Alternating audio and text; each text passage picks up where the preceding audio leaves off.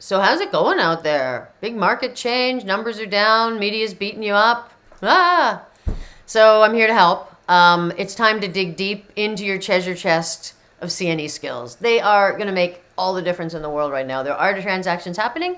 You just have to make sure that you're kind of one of the agents that's getting them. So what I'm hearing from everybody is my sellers won't listen to me, my buyers won't listen to me, the market's shifting, they think it's my fault, it's terrible, they're not making offers, they rescind, blah, blah, blah. There's a million things that I'm hearing that's going on. So let's try to, in a really short video, let's get some focus on this. So all that's happened is the market has changed. There has been a power shift. Power is something we learned a lot about in the CNE courses. Market power has shifted from being very, very beneficial to the seller to being either less beneficial for the seller in some markets, neutral between buyer and seller in some markets, and definitely buyer favored in some markets, depending where you are in the country and what's going on today versus yesterday.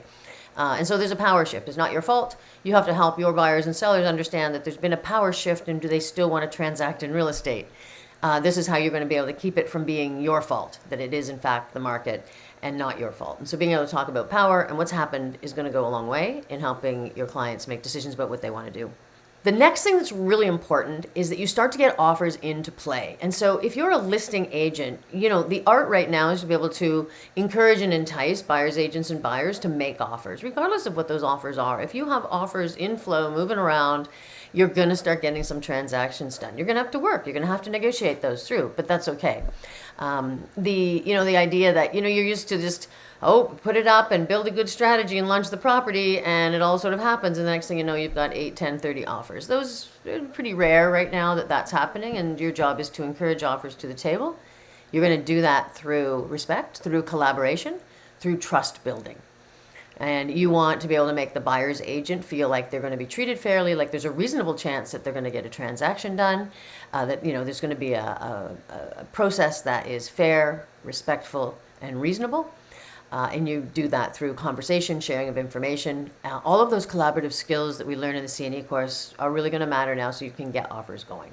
The buyer's agents, you want to get offers going too. And I'm hearing a lot of buyer's agents say to me, they want to make an offer, but it's so low.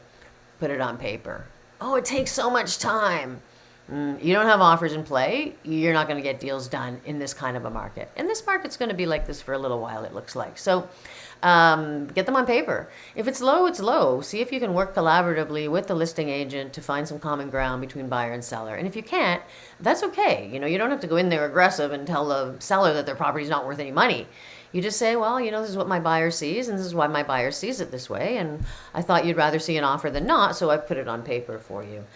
So these two things are really important. Now, when if the listing agent and you get a really low offer presented, and I'm hearing this a lot, oh my God, the offer was so low.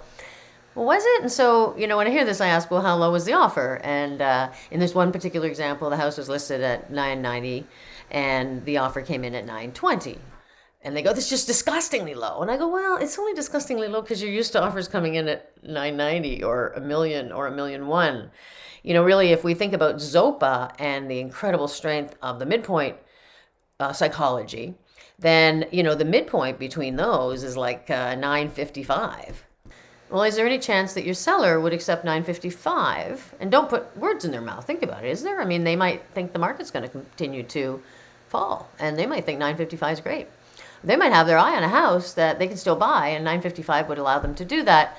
They might be stuck and not sleeping at night, and $955 would really be an incredible escape for them. So this idea that it's a really low offer, well, you're going to negotiate it through, and you're going to see if you can get the buyer and the seller to agree on a set of terms, which includes price, that will be able to satisfy the needs of all the parties. So it's time to sharpen the skills. Again, I think I called it a treasure chest of CNE skills. You guys have amazing skills, and now you're just going to use them in slightly different ways, and be the ones that are getting transactions done, because there's deals happening out there. So great, thanks for listening. I'll have something else for you next week. Have a good one.